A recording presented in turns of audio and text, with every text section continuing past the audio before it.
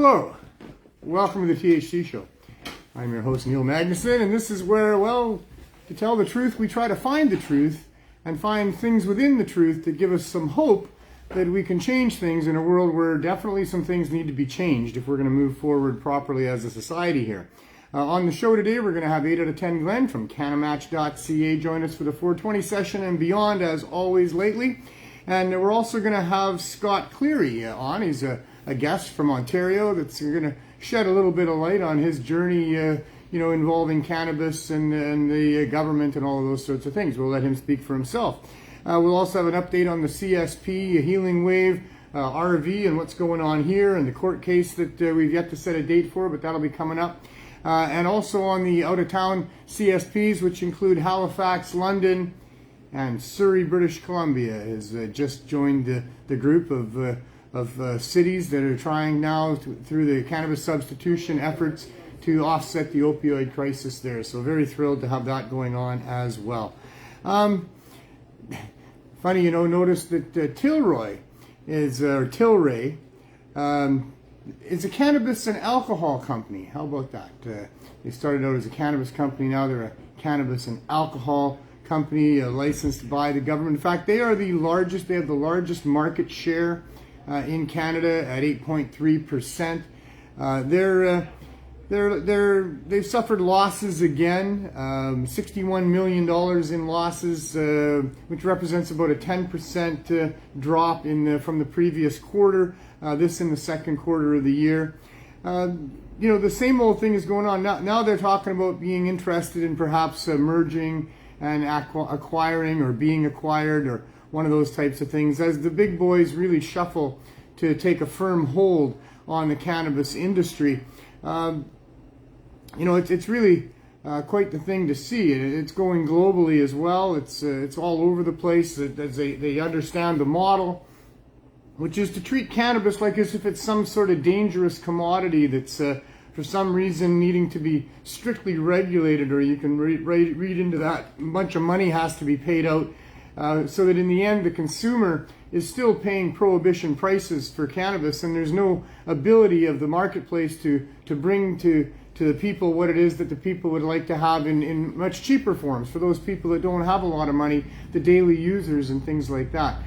This model of legalization, which is now being copied around the world, definitely just sweeps those people right under the bus there. They're excluded from the cannabis marketplace with respect to the legal stores and what they can accomplish there, and it's going to be left to the underground marketplace to provide the poor and the sick with more affordable cannabis, and that's just the way it is rolling out here in Canada. That model is being adopted now in the U.S. Virgin Islands, where they've got a new legalization that's now in effect, came into effect 2023 here, only accessible to people over the age of 21 as well. So they're not only leaving the poor and the sick people to the underground marketplace, but they're leaving the young people to the underground marketplace as well, where the same old prohibitions are in place, so that the state still makes its whack of cash off of being able to fine and imprison a bunch of people at taxpayers' expense there. The whole apparatus of prohibition that we've fought so hard against, that is so wrong, that causes so much societal problems and expense, is still just raging on as it always did. That's part of this legalization model that they have, is that they'll take all the people that they care about that have enough money to be able to access through the rich stores. The rest of the people, the young people, the poor people, the sick people, they can be back as prey in the underground marketplace, and the government is still going to come after them with huge fines and huge penalties for daring to be outside of the cartel, which of course they're going to be. How could there not be? I mean, when you've got all the people that are 20 years and younger, from 15 to 20, maybe 14 to 20, that are looking to get cannabis, well, they're going to have to go to the underground dealers to get that. That's a pretty huge marketplace, and that's not going to be left alone. When you've got all the poor people who really can't afford $10 or $15, and the good stuff in the government stores is going to be $20 and $25 a gram, as they allow, the craft growers to come in, and now that's a specialty product. The rest of the people, they get the irradiated cannabis that they might let you have for $10 a gram, maybe even a little less than that. but still it's money that's pricing out those people. But those people do have some money. They got $5 a gram that they can spend, and well, after all, $5 a gram, that's still $140 an ounce. That's still about $2,000 plus for a pound. So you can bet that gap in accessibility that happens because of the government cartel, the government legalization, that's going to be filled by those people that are willing to risk for a couple $1,000s a pound, helping out the people that that can't go to the government cartel stores. And so on and on it goes. And this is bad, because if this stuff gets entrenched, if this gets to be just the way it is, and it gets really hard to turn around, well, it's going to be really hard to turn it around, right? That's the problem here. That somehow they've managed to complete, or not, it's not completed, but they're in the middle of what is really a hostile takeover of the cannabis industry, where those players that were involved from the beginning, they are either now going to join the cartel if they're allowed to, or they're going to just keep on doing what they're doing because that's what you're going to do. And then they're still going to be the ones sought after. And now we have increased penalties. We have increased money for enforcement. We've seen what's happened, over the past year, where the Cannabis Buyers Club, one of the most respected cannabis outlets for medical patients, have been operating for over 25 years in Victoria, British Columbia, where they have been threatened and raided by the evil CSU that, they call themselves a community safety unit, and all they do is provide mayhem and chaos and violence in a community as they take away the reasonable sources for getting access to cannabis and have them quickly replaced by other types of dealing arrangements that put people way more at risk, especially our young people. We witnessed it happening here in Vancouver when they closed down the Blue Door, and all of a sudden there's a whole bunch of tents set up where you can go and get cannabis. But do you really want your young person in one of those tents? I know I don't. So in any case, this is what's going on. And so this regulated market for production and sales, way more than for tomatoes or anything else. There's nothing else like what they're doing with cannabis. And yet, cannabis is less problematic for the most part than some of those things can be. It's, strange as that sounds, but you can't overdose on just about any of those fruits and vegetables, and you're not overdosing on cannabis, period. And, if there's some sort of reasonable regulations that make sense, then that's how it should be out there. But not regulations that make it so that by the time it gets to the consumer, it's out of price, and they're out of range for those people that can't afford it, as we've mentioned. And it's just all a very maddening situation, where as more and more jurisdictions adopt this model of legalization, the more troubles that we're going to have with trying to unravel this in the end. And of course, the answer is low barrier access. That's what needs to happen. And there's no reason why it can't, except for the greedy people on top are afraid that too many people are going to go and get low barrier access cannabis than they are going to go into the high-end stores. Well, too bad for them. Really, seriously. But on the reality side of it, there's still plenty of room for people that want to grow connoisseur cannabis and spend all the money to get it to market in a way that the rich people want to have it. And they're more than willing to pay high prices for it, and that's not going to stop anytime soon. So they're wrong in denying the people that are less financially fortunate than those other people access as well. And if a bunch of people, and they probably would, from the middle of those groups, decides that they want to go access their cannabis from low barrier access stores, because it'll probably be even as good, at least, cannabis, although there'll be some options that will be even cheaper, that would be grown in a way that wouldn't be as desirable as some of that, finely, cured and clipped and grown cannabis that's in the high-end stores. There will be some of that available for sure. But I would hope that the low barrier access stores would also have some of the finest cannabis grown in similar ways at prices that, are more reasonable based on what it actually costs to bring it to market, which may be, $150 a pound for someone who's got an ongoing situation and they're growing indoors and it's costing, what it costs to do that. Once you've got crops rolling over, then that's what the economists say the cost should basically be to bring it to marketplace. Well, at $200 a pound, you can sell it for $1 a gram, and the proprietor is still going to double their money. So there's nothing wrong with that. And at $1 a gram for that kind of high-end cannabis, well, some of the poor people would like to have that, and they should have it as well. we provide cannabis here with the Cannabis Substitution Program to people as an option for these other drugs that are in the neighborhood and for people that don't have money. Those are our two main target groups, although it's become since then a target group of people that just don't want anybody to know what they're doing, and they require discreet access, and they need to have that available to them. So that's what we're supplying for people here. But, it's not difficult to do it, and it needs to be done, and without it, our society is going to continue to have all of these major problems that we have. The opioid crisis is a big deal, and it really is, especially for any of you that are touched by it personally. I mean, if you're a family and you have a member of your family that's finding themselves addicted to these opioids, it is a really big deal. It is a problem in every individual's life that faces that as they struggle with it. Those people that were put onto those things, just from any walk of life. It doesn't matter what part of life you're involved with. If you get injured, you're in pain of some sort, and you're under the medical care system, you're probably going to be put on opioids. And that certainly was the case for a large part of the last decade and a half or more. And so you're put onto these things, and then circumstances happen the way it is now. Now we have an opioid crisis. They go, oh man, too many doctors go too quick to prescribe too many opioids. We got to stop that.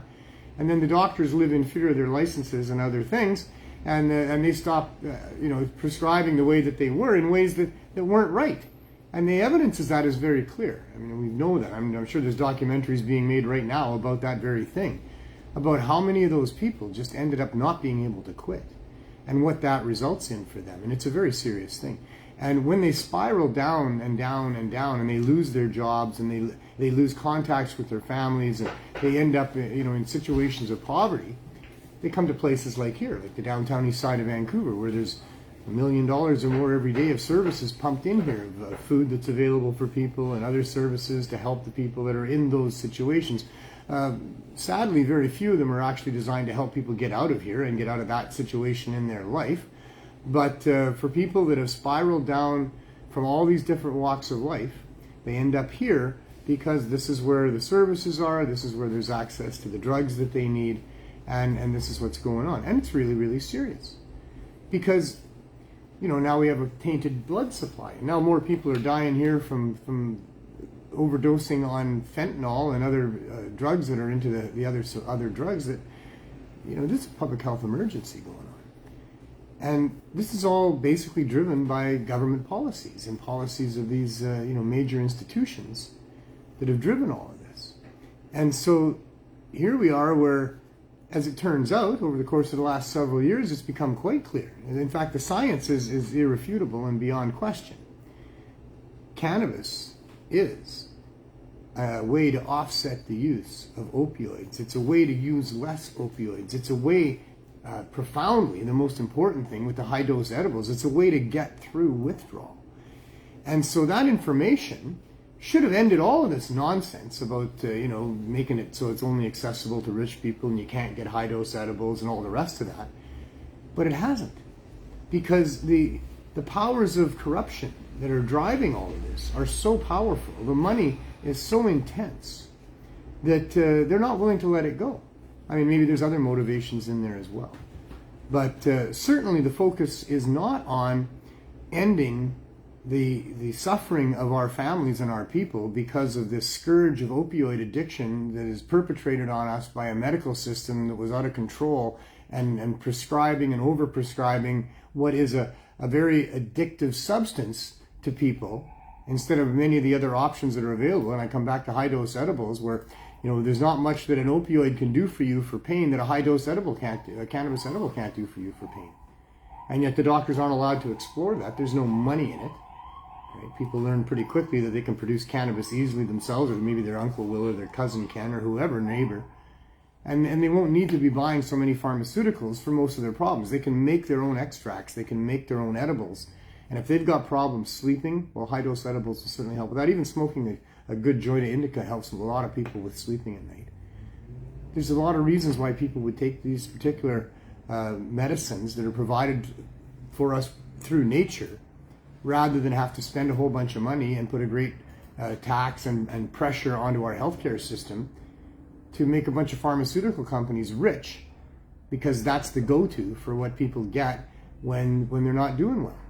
And when the truth is that cannabis is a very effective medicine for a lot of different things that people are able to use it for. And all you need to do is Google the endocannabinoid system to understand the effectiveness of cannabis along those lines and why it works the way that it does. And you know, you'll see that there's a huge conspiracy, a large group of players that are all involved in trying to make sure that cannabis isn't recognized as a medicine the way that it should be, and it's not available to people as a medicine the way that it should be. And the people are, if they're going to use cannabis, they're going to have to get it from the government stores at super high prices. If they want to use a high dose of edibles, they're going to have to buy a whole bunch of different chocolate bars from the government and all that kind of stuff. And so we need low barrier access, and that's just the bottom line to all of this. We have to have low barrier access. I'll mention, I just want to throw in there that you know, this whole legalization of cannabis is really, when you look at the overall structure of how that's played itself out, here in Canada especially, it's the big boys, it's the same boys, it's none of the girls, and it's not the minorities. It's those same types of players, those same rich elite people, many of those same people that were involved in prohibition, those same high-level politicians, those same high-level police officers and enforcement people. They're the ones who are invested and have taken, you know, control of this hostile takeover of the cannabis industry. And there's a recent study being done in the United States through different, published in the National Library of Medicine just recently in the United States, that speaks to you know, how women and minorities are being locked out of the cannabis industry, just like they were the kind of main targets of prohibition as well. So once again, you know, elitism and racism playing a huge role in the story of how cannabis became properly legalized. And that needs to be recognized. Another thing that needs to be recognized is we've got 4 years of legalization here in Canada, so-called. As of course you know, we don't call it real legalization here, it's fake legalization until everybody's included and they have low barrier access. This is not the legalization that we've been fighting for at 420 rallies and other protests. But without that, you know, our fight is not over. I digress for a minute, but I want to mention, and Glenn's going to come in here shortly as well, and we're going to talk a little bit about the 420 that's coming up here this year, and then the real need to talk about that. But, you know, this whole thing has been quite the sham, and it needs to be recognized. It's enough already. It's time that, you know, cannabis was never what they said it was. Okay, now maybe they were ignorant in believing the headlines, 419. So just, you know, get it ready if you don't have it ready already, and in 1 minute, hopefully I'll be ready. But all of this was based on lies. All of this was based on motives of racism and greed and protectionism and all kinds of things, none of it justified in any way, shape, or form. Literally, the North American governments over the last 100 and some years have been involved in propping up and continuing a demonization, an attempt to prohibit cannabis. And it was so completely wrong in a world where we have commercial poisoned tobacco and we have alcohol and we have synthetic pharmaceuticals and we have pesticides and we have all these things available to people. Never any justification to restrict access to cannabis, my goodness, all based on lies, all extremely costly to us. It is time that they stop trying to pretend that that was okay, and that now it's okay to overregulate it, and that now it's okay to continue penalties of the criminal nature for people. It is long overdue that they stop this and we get some sort of a grand apology. Come on in, Glenn. It's 420. It's 420, you must be here. I'm here. And the camera's on, you must be here. Yeah, must be out, yeah. And so much more. Right there. Yeah, I really appreciate your help. No problem. Different Thank things you for that we're having doing me. here. Happy 420. Happy 420. We got, and, okay, you know, I got the this. 420 guests must talk about the 420 things that we're doing, right? 420. That's it's become an important milestone, Yeah. daily and yearly for the community. And every day, every year. It's nice to have that time of the day. It's a great time of the day. You know, 420 typically. So I brought the wrong box. Oh, did you? You need one of my joints? I brought the empty box. No, I got joints, but I was What do you going need? to try some shatter. Yeah, today. Want some shatter? Sure. All right, I got some XO from here from Green Society, and I was going to smoke it today, but no, you go get it. Don't worry, I'll sit here and just talk to the people. How you doing? How's it going out there? There we go. You found some shatter. That's quick.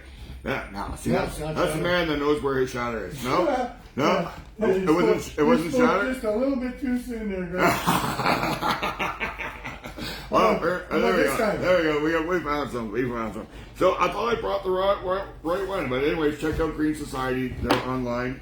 They're not government, so I can't tell you who this is. I don't know. You don't know. We'll try out. It was dropped off here as a sample. Yeah, it was, eh? Isn't my life? You might also want to try Interior Cannabis Collective. Only wholesale on Instagram also. If I was a shatter user, this would be great. This would be great. All right, but mystery shatter. I don't typically use the concentrates. I'm such a lightweight these days with cannabis. You're all eager to have a look at that, aren't you? I'm just trying to lay it up, yeah. Whoa. I think it's pretty. It's pretty. Let's see. There you go. How about that? Nice, eh? Oh, that's yeah. Oh, there you go. Yeah, they can see it. Nice. There you go. Put it back here. It doesn't look terribly focused, but... oh, wow. Okay. Sorry. Do you want this one? Or sure, we'll do the smaller one, yeah.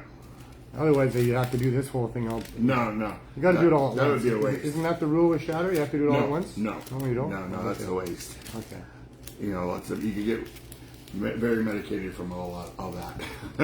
Doing it at once would be just... Are you aware of the greatest hot box ever? Yes, I was there. You were there? You were there that night? And so was Dan, your son. My son, and Roxanne was there. Yes. She had to leave, though. I contributed the honey oil that night. Did you? Yes, I brought a whole fiber. And we poured it on the coals. What an event, eh? Oh, man, we got to do that. I have no memory of who was there, other than me and Dan and Roxanne. Oh, Mark was there. I know. I remember Mark was there. And Eric was there, his friend. Remember Eric? It's all a fog. It's all a fog. Well, it's all a fog. Yeah. That was incredible. Mark Cloquide. Cloquide. I don't know. Cloquide. Great guy. Hi, Mark. I miss you, buddy. Yeah. I hope you're doing well. He's got a kid now. I know. Well, that's what he had last time. From the pool that I saw, it looks like he's doing well. Yes. Good. Well, anyway, he had this restaurant. It was one of Canada's, the world's probably, I have no idea, but it was Vancouver's real pizza-infused cannabis. I can't remember. It started with an M or something, didn't it? I had it just Mega Ill. Mega Ill. See, Mega Ill. That's it. And so he decided to have, to set a new record for hotboxing. And so got a whole lot of stuff and got a whole bunch of red hot coals. Yeah. And I helped. I duct taped up the doors and the windows there to make sure there was no air getting in or out. And then a whole big room of people. Oh. And then they lit it on fire, and holy smokes. Isabel's mom was actually there too. Oh, is that right? Yeah, that was one of her very first hot boxes. Crazy, we had to leave early because she had to leave early. See, I can't hold her anymore. Wow. That was crazy. That was great. It was wonderful. That was great. And only Roxanne was harmed. Only Roxanne was harmed. Poor Roxanne. Sorry, Roxanne. Well, it had to be somebody, I think. Yeah. But... that we know of anyways. Well, no, because, we were there for a while after. We all stayed there for quite a while. Yeah. But Roxanne did start feeling ill, and then she did start vomiting. And then Mark did finally agree to let her out. Oh, he agreed to let her out. Well, we'd all signed statements of, signing. But Roxanne had nothing to lose, so there was not much for Mark to gain. I don't remember signing anything. You remember signing away your assets things when you came through the door there? But he didn't want anybody to leave, that's for sure. And I said, Mark, there's this going on, it's still going on, and I need to get her to a bathroom. Yes. And so he did let us out. Yeah, I think we went out to the kitchen, didn't we? You're asking me for details again about a night that's very foggy. I can remember because I can see the YouTube video. Nobody passed out. Yeah. Only Roxanne had a little tummy upset. Yeah. I thought I turned that up. Anyway, we'll put that right over there. And it got so foggy You remember? Yeah, right? I remember. You couldn't see your hand right here. Just check it out on YouTube. It's incredible. Yeah. I mean, you could not see any. It was like, where am I? How big is this room? I have no idea who's standing around me. I can hear people. And then a lot of laughter. Yeah. And then, a lot of smoke. A lot of smoke. I think it actually is titled World's Largest Hot Box. Something like that. YouTube. So you can find it on YouTube for sure. Check it out, yeah. Yeah. And we were both there. Yeah, we were there. Yeah, and many other people that we know were there. And we just couldn't see them because it was so foggy. So, I mean, that sounds like such a waste, and there was some people that had that take on it, you know? Yes. But on the other side of it, it was a demonstration. Many of these things are demonstrations. And it was a demonstration for a number of different things. For one, I know Mark's motives on a lot of this was to show that there's an abundance to be had, for one thing. Yeah. But much more than that is that this is not anything that's deadly and harmful. Yeah. If you were involved in smoke emanating from any other source, and I really mean any other source, be it tobacco, be it whatever, if there's something else that's produced the smoke that is engulfing your being like that, there are serious health consequences, including death, that will result from that. And, no question about it. That's when you got to stop, drop, and crawl, right? Because that's usually where the smoke is less likely to be. With cannabis, you can still do that. Just inhale. Just inhale. Inhale. It's not going to kill you. Yeah. You know, after a half an hour or so, and the smoke is starting to dissipate, you can get a ladder and go to the, climb up on the ladder and get some of the final remnants up there, because you're safe on the ladder for the most part. This is not Salvia divinorum. This is not some of these other. This is not alcohol. Like hell, alcohol. Let's just imagine that they made alcohol in a gas form. Yeah. And then they hotboxed a room with alcohol. Wow. And all these people were pretty damn drunk. Yeah. Nobody's climbing a ladder to get the final sips of alcohol. They're trying to swim out of the puke that's all over the floor and all over the bodies that are laying there. Alcohol now. Yeah. Wow. So it was a demonstration of the real safety of cannabis, even in large amounts. Yeah. I mean, we were fighting propaganda being put out by these politicians and media moguls, and mostly just the corporate piranhas. Elite? Yeah, I don't know if I like elite. I know, Parasite seems to be a better word for it. And I'm not labeling all corporate people or groups that way. I mean, if you're a corporate person or group that's not preying on people, not using that insidious corporate agenda that seems to, where it's all about maximizing profits, minimizing costs. I have to go get rid of a viewer. Sorry. Oh. Right back. Somebody's advertising. Oh my goodness. Yeah. Well, I'm glad you're on it. Yeah, that's it. But we're on it. Right when I was on a roll too, Yeah, you keep going. Keep going. Just get rid of this guy. He's gone. Yeah, you block him when that happens. I'm gonna do that now. This is the second time. I'm gonna. Yeah, there we go. So don't advertise on our chat, please. Yeah, there we go. It's gone. Apparently, that's not a good thing to do. But that's what the producer does. He's got to watch that kind of stuff, right? Kind of stuff, yeah. I'm sorry, everybody, because he goes through everybody and tags them separately. I don't think it's Glenn and Neil. I think it's Glenn and Neil. Neil. That's the way it used to be. Shout out to Anil, who used to have those responsibilities, and he was sitting right there, always on it. Well, that's why I got that there, just to you're watch. doing a stellar job, sir. I'll tell you. It's been, we haven't missed a beat since Anil went to India to learn how to do yoga, and then found out he needed to make an appointment before he went there. We had a problem with the episodes, but that's all cleared up now. The number of the episodes. Minor details. Yes.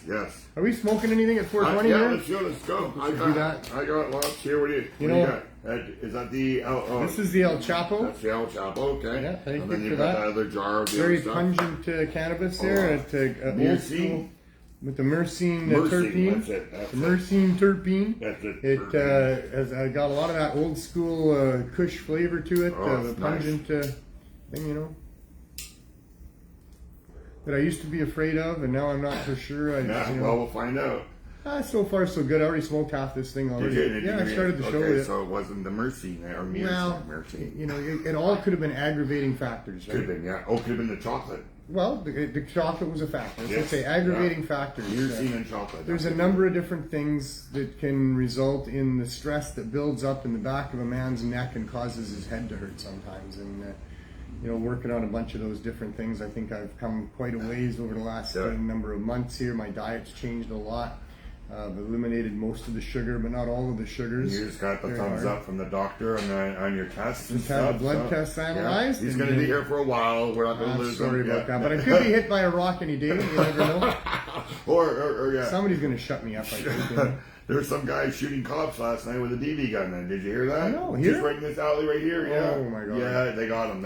Did they kill him? No. Wow. But because that's probably what he wanted. I don't know. He was apparently wanted Canada or BCY for theft also too. He stole a pellet gun. Well, I guess I don't know. But among other things, this police officer that was trying to help you somebody. usually don't survive that. Yeah, with a BB gun. Well, with whatever, right? Yeah. I mean, they don't know what you got.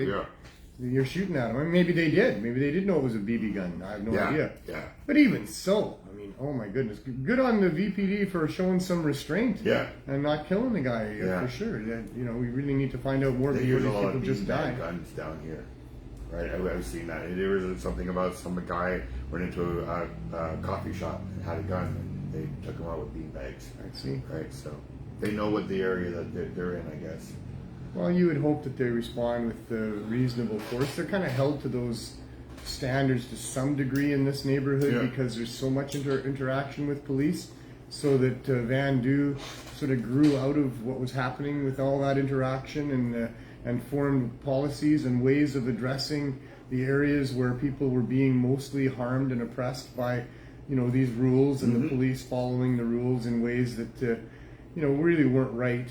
So, there's been a lot of adjustments down here, but usually people that, fire things at police don't fare very well. Somebody's been breaking bus windows as it drives by.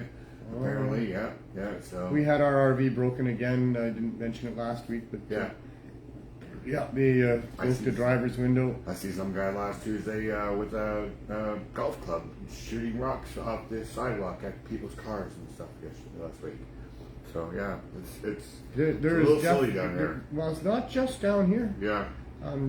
There's incidents on transit. There's incidents in many other areas of the city. Yeah. There's a lot of people acting out. They're not happy. Yeah.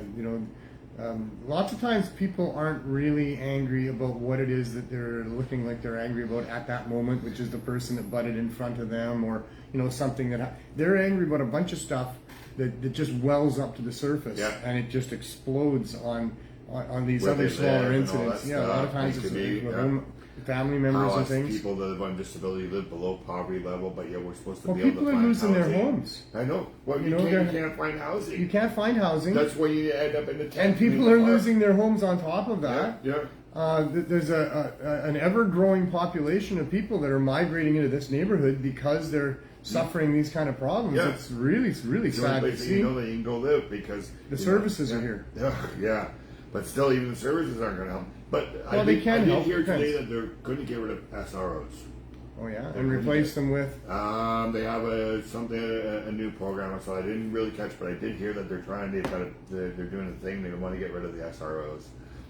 And more. I hope it's a good idea. Humane living, something more humane living. Well, that would be right. Great. So I heard that this morning because they've been really complaining. I mean, SRO might not be a terrible idea, except that it is when it's in a building that's full of rats and cockroaches and bed bugs. Right? No, I didn't see it. Okay, so the one that's across from Van Du, that when the parking lot they allowed some cameras in there. Some guy showed them that the tub was full of feces and everything. None of the bathrooms could be used because they stunk and they were all full of crap. So as soon as Global was in there, the next day they had people in suits and everything cleaning that place up. There's another one that's down here that has an elevator. The guy lives on the 4th floor and it hasn't worked in 9 months. And he's disabled. By the time he says he gets down the stairs, he has to wait a half an hour just energy to walk to go where he has to go. What about going up the stairs? That must be quite the ordeal. Even worse, So apparently the SROs are not going to be. It's terrible. They let people live in those conditions down here. But again, if we don't have the money to pay our rents, that's where we're going to end up. And that's how it's working out right now because we live below. I get $1,600 a month and my rent's $1,000. And as soon as my landlord sells the house, my rent is going to go up again. Probably like to $1,400. And if I don't get the top up, then I'm going to be like living in a tent too. Probably, it's just crazy. Yeah. Really. It is.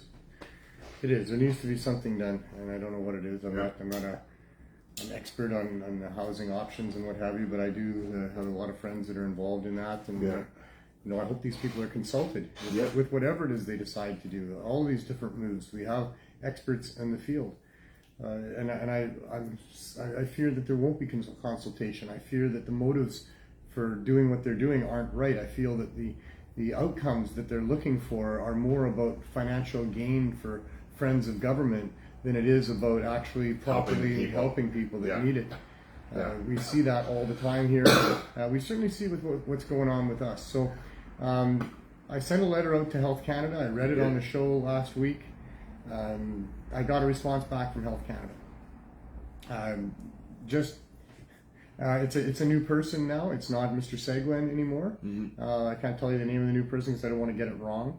But I got a letter saying, we received your correspondence and thank you for keeping in touch. And as you know, we've had this sequence of events where we sent you our intent to deny with respect to your initial application, to which you have submitted a long and detailed response, and that response is still under review. So we had to put that in, I think it was September 6th that we had to have that in by, maybe it was September 7th, but early September in any case. October, November, December, January.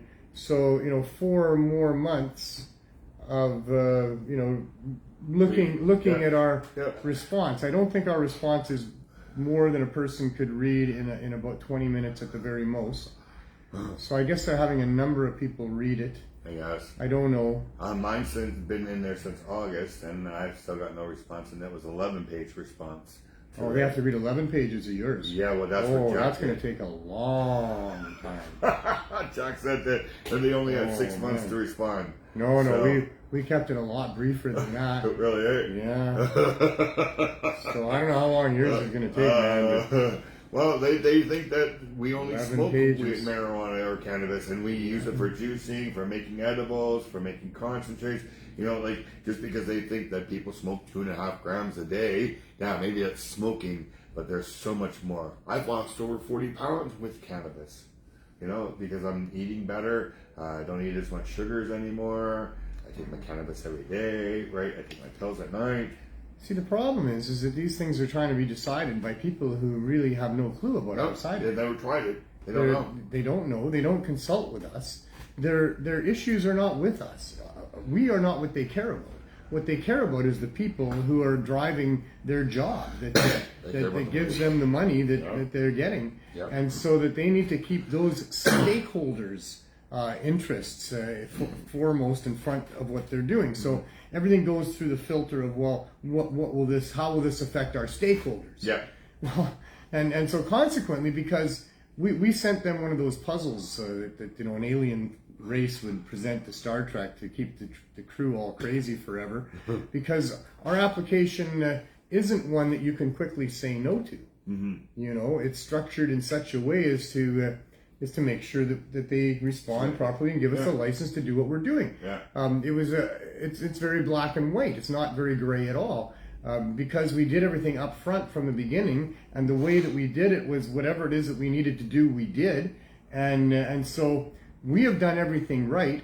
Our application speaks to the very clear concept that cannabis is a way out for these people who are stuck in addiction to opioids and other street drugs, including alcohol, and that it's not something that we're proposing that we would like the government to think about and postulate and try to understand whether or not it could or couldn't work. It's something that we had already, by the time we applied, been operating for 3.5 years with great success and a huge track record and all sorts of institutions and people behind us. Yeah. And so that's something that doesn't fit well in their filter of how do we filter this out. If it's going to interfere with our ability to sell cannabis at these high prices and continue prohibition, which is what the stakeholders are all about, that's what they want. They want to continue to sell cannabis at prohibition prices and beyond, and they want to continue the apparatus of prohibition so that all the groups making money off of that don't have to stop making money. Because those are the real stakeholders in legalization. Those are the groups that are going to be affected. The police are in there as well. Are they going to continue to make money by having people to arrest or not? And those sorts of things. So their filters that would normally try to filter out an application like ours have had a lot of trouble doing that.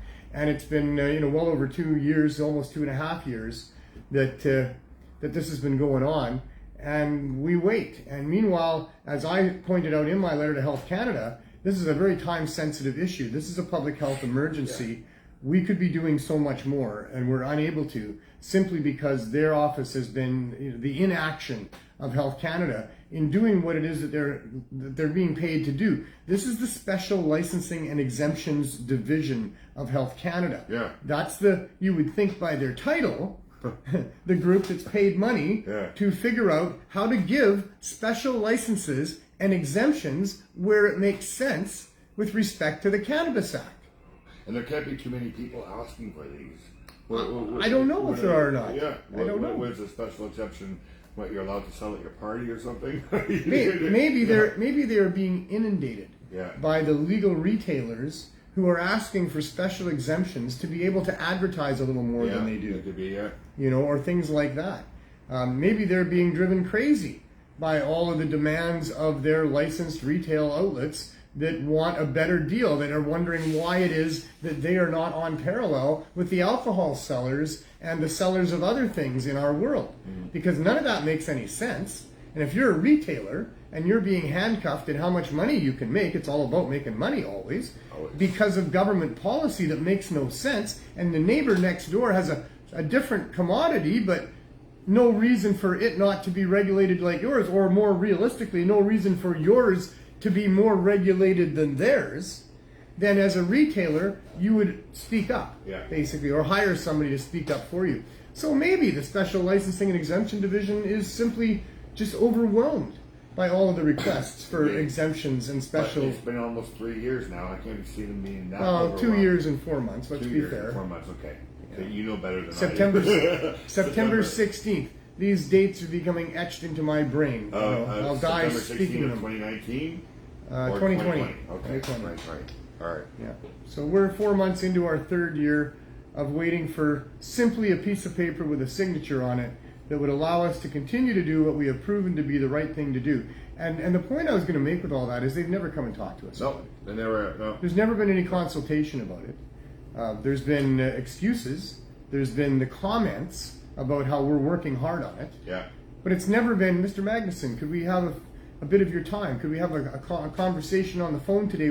We'd like to know if maybe this would work for you, and would you be able to then continue doing with a legal supply? Because that's one of their big concerns. And for me, a legal supply, I'd be okay with.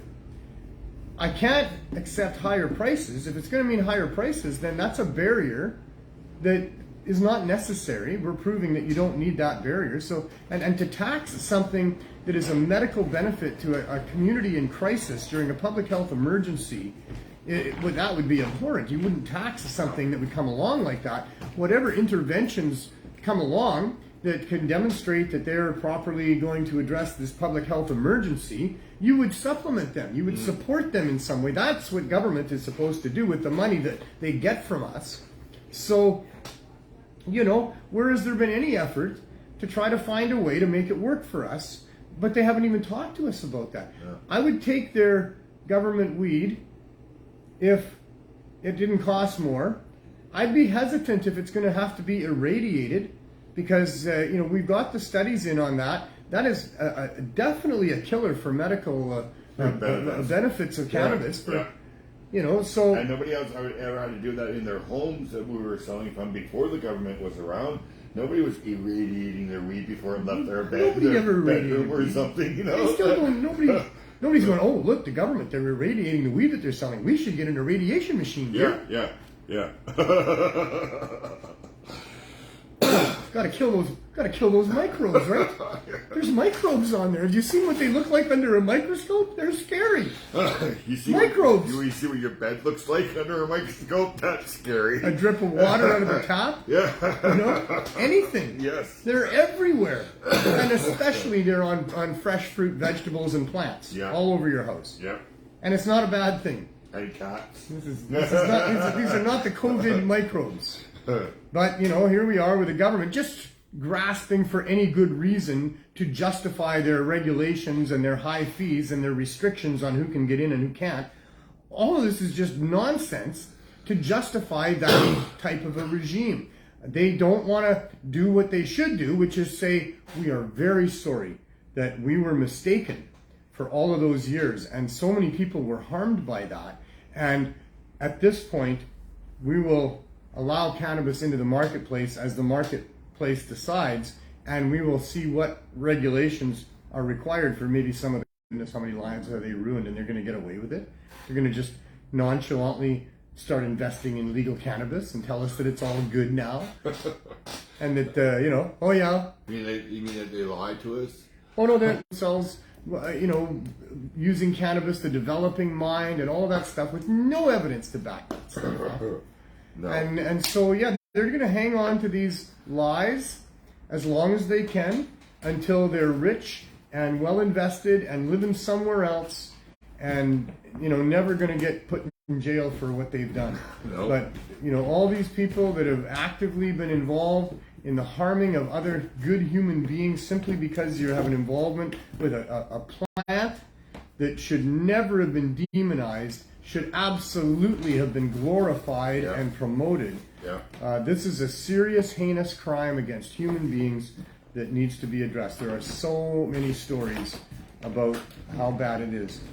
Speaking of which, we've got a young man on the phone, I believe. Is that going to work? Yeah. Oh, you want to go do that? If we can bring him in. Scott in here. So, do you want me to come back? Yeah, come on back. We'll talk to Scott. Let's see if he's there. Okay, we'll see. So Scott Cleary is a young man that's you know, had an involvement with cannabis for a long time, coming out of a difficult situation growing up, and using cannabis as medicine caused him all kinds of different problems, to the point where he's become a bit of an activist and an advocate, as so many people are these days, trying to find their way to address this very serious issue, because it's been serious to them.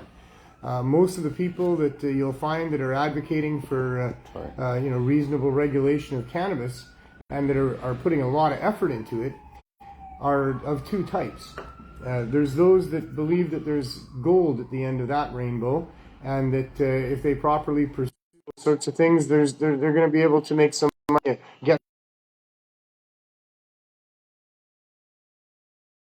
It was them that prohibition hurt, and the whole stigmatizing the government policy with respect to how people treat each other. Okay, I got him. We got Scott. Working.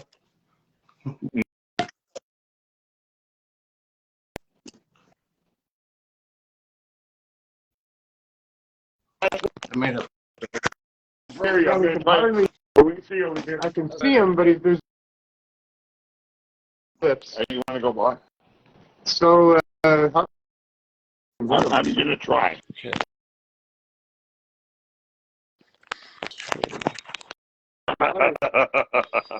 Yeah.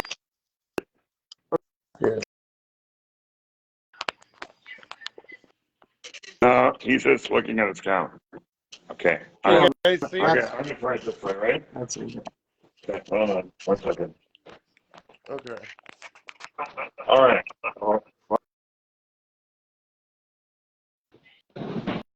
So am I going to be responding?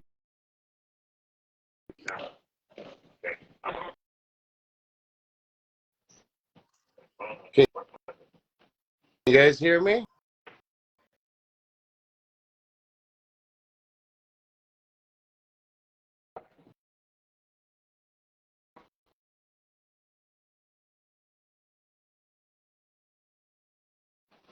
Are you there, Scott? No, he's gone.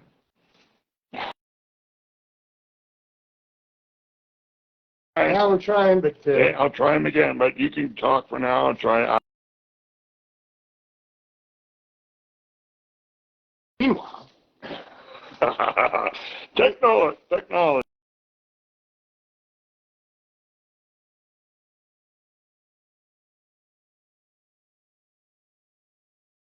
Scott, do you want to message with him? I tried to read out him. But yeah, so we'll that we do, and maybe at some point we'll be able to have this type of a video interaction with somebody. We'll figure out how to do it possible in today's world, but I'm certainly not capable. So yeah, okay, go ahead, John. You got that going on. Meanwhile, the Yeah. But yeah. he's there, but it can't work, right? No, you can't hear him. You have to wait. He's going to have to ask you a question from there, and you can answer him on there. All right?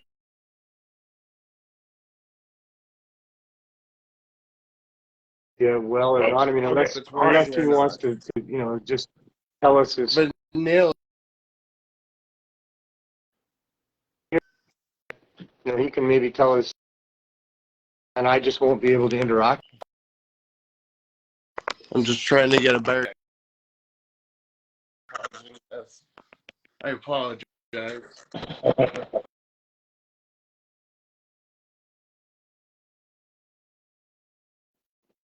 Still.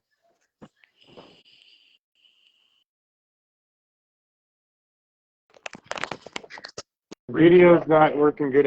Scott, I'm sorry, man. We'll call this a practice run. Yeah. I gotta get Conversation ahead of time as well, which would be good. And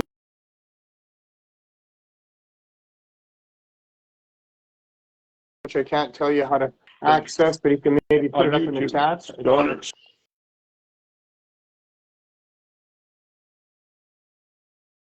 He can tell us right now. He's there. He can tell people right now he's still on there. Yeah, I'm still. He's working on here. It's not. For the viewer at home, it must be a pretty chopped up conversation. Yeah, because I'm not sure they can see me or not. So All I right. can walk around trying to get internet. All right. We'll talk to you later, Scott. Hear me. Yeah. Yeah.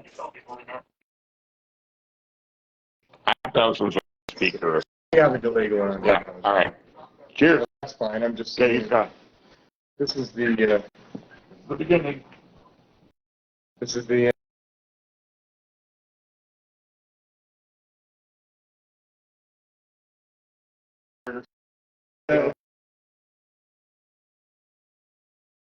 We'll figure something out. I'm sorry about all that. I hope it was at least entertainment. Got to see me sitting here with a joint in my hand for a while. Oh, there, got it. Escapes again.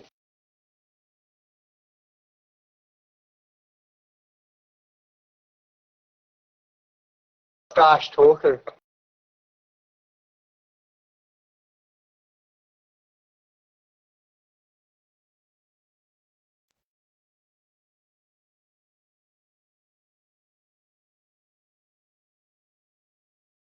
I'm going to say about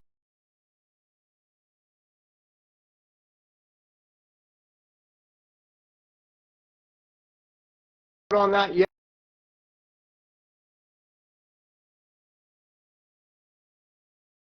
Obtained through taxpayers. How's that all going to work out? Are they going to use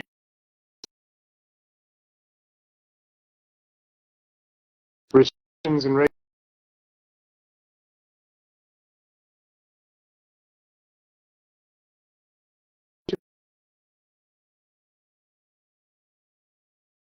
people can take, and then if you're going to be situation that you presented to the doctor, you should be able to claim that you're not using that money that was allotted to you for those pharmaceuticals. It could be covered by taxpayers or whatever, and in this case, obviously, that's the case. If government is going to fund coverage for this, X amount of dollars on pharmaceuticals, it should be yours. See? So, and especially if you have bills, but what, for the cannabis that you purchased, but and there again, if that's the case, then you're probably going to be stuck with having to at the high prices that they charge, rather than having your cousin or your brother at whatever cost. So it's hard to say what's going to be covered or how they're going to do that. All of this seems like the corporate entrenching of this cannabis model of as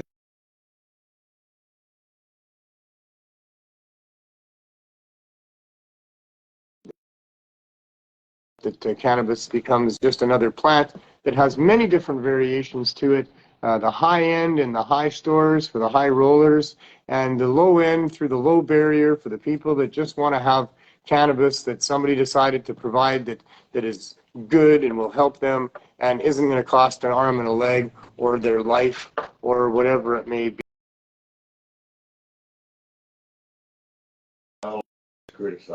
Oh yeah, are we not even broadcasting? Oh, we are broadcasting still. Very slow. We're very slow, and I'm very blurry apparently. So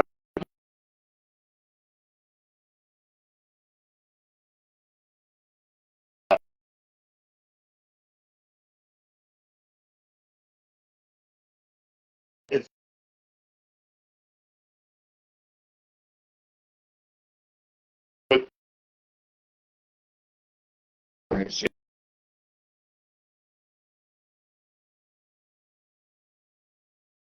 off the internet.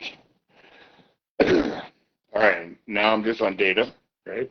Start talking. Okay, it's been restored. all right, Says your internet connection was restored. we're back apparently. Yes. Okay, so I'm just on data now. So Well, that's interesting. okay. Yeah, we've been relatively glitch free for a long time. So I mean, every once in a while, I guess nature has to make the balance up there and There you go. It's sort things out. So we're back, and I hope you're having a good day out there today, whatever's going on. We're early into a new year here. I hope New Year's and all that was the way it should be. Right about now, I think people are actually having Christmas unfold as gifts are arriving that were stuck in the mail all across North America due to snowstorms and stuff like that. So Christmas was an extended holiday this year, with many of the gifts arriving right about now. I think people are probably getting Christmas gifts that were meant to be there by Christmas time. So in any case, I hope all that went well for you. I hope that we're going to have a good year coming up here. This is a very important year for sure. Every year is, every day is. I hope you embrace that understanding that another day of life on planet Earth, for the most part, unless you're suffering needlessly all day and you're at the end of your life or something like that. But as long as there's life left to live, it's an amazing gift. And I hope that you can understand that and embrace that for what it is and make the best out of it and have a dynamic time, whatever it is that you're able to do. I hope you can do it in ways that make you feel good, that provide you energy, and hopefully make the world a better place. That's probably my best advice on how to get some energy and doing things well. And it's much needed coming up here. This is a very crucial and important year, not just because it's 100 years since Canada initiated the prohibition against cannabis, but because there's a series of events that have gone on that have led up to this. I mean, it's not a orchestrated, conscious planning of these events, but with cannabis so-called legalization coming a few years ago, and being not legalization, being not the end of the prohibition of cannabis and the criminalization of people involved with the cannabis plant at all, which it needs to be, but because that happened, that has laid a foundation for the continuing efforts to get that actual legalization, a repeal of the cannabis laws that were instituted now 100 years ago, that need to have ended a long time ago, but they haven't yet. So here we are in the 100th year. And there's a bunch of things that have happened to lead up to this. As I said, the so-called fake legalization does actually set the stage for further advancements in allowing what is actual legalization, because all they're missing is that other part of the marketplace that could be served by farmers that would grow cannabis in ways that are no more dangerous than the growing of roses or blueberries or tomatoes or anything else, and that they could bring it to the marketplace in ways that would satisfy the needs of people with respect to the benefits of cannabis, without them having to spend all of the money that is necessary at this point in this so-called legalization, where the price of cannabis is not there for those people that need it for the purposes that we're talking about, or for the people that are from the demographics that we're trying to protect here. And that is, after all, what this is all about, is that, legalization for the rich is fine, and they can have what they want, and they're rich, and it doesn't affect them. But when legalization of the rich doesn't involve legalization for the poor, well, then it's not real legalization. And so that here we are now, 100 years since this whole thing started in Canada, and we have these court cases that have now been concluded. We had the Howell case, where the judgment in that one was pretty clear that low barrier access, storefront access to cannabis is basically a right of Canadians, and it should be there. It's not just a right. It's not like, well, we know this is dangerous, but you're an adult, so we're going to let you have access anyway, like it is for some things that we get in our world here. This is a commodity that harms no one in any significant way, is not dangerous in any way whatsoever, yet is still being treated as if it is, and is still being restricted in ways that would make you think that it is that, but it isn't. So here we are now in this new year, and we have the Howell case, and then the Howell case led to the Warnke, Seaman, and Martin's case, in which the decision there was similar. It was that people have a constitutional, a charter right to have storefront access to these things, and that the limits on the potency of edibles and concentrates is arbitrary and unjustified. And so now we have the court case that on the 27th of January here, we're due back in court for, I guess this is the 12th time now. And we're going to maybe this time set a date. That is, after all, what it is set aside to do. And so on the 27th of January, we're going to set a date for a challenge to these laws that prohibit and restrict access to cannabis in the ways that we've talked about, that we're concerned with here. So that's a pretty historic thing coming up as well. There's a number of other movements underway. I know of many people that are actively now back on the wagon here, and understanding that the job is not done, and that we can't allow for the actual entrenchment of what's going on here. We can't settle for this so-called legalization and say, oh, well, less people are being arrested now. Because there's still people being arrested, and the people that are being arrested are now more the poor people and the minorities, the people that have been suffering through prohibition since the beginning more than anyone else in the first place. They're still the ones that are being burdened by all of this. And the people that are trying to supply the marketplace, that are also, because somebody has to and somebody will, they're also being persecuted in ways that, are really out of balance with what else the justice system is supposed to be doing here. So it's a year of import that's coming up, and we really need to do something as best we can to try to solve that. And so what we have been good at in getting public attention and in speaking up is the protests that have been put on over the years. The pandemic had put quite the kibosh into those protests to some degree, to a large degree. We came back somewhat this year with a very large 420 rally at the Art Gallery, but nothing comparing to what we did there with Cypress Hill in 2019. But, I think we're back, and I think that we are going to continue to use that platform that we've built there to get the message out and to speak to the problems that we still have with the policies to do with cannabis and how that hurts people. So leading up to 420 this year, we are going to have a Can of Love event.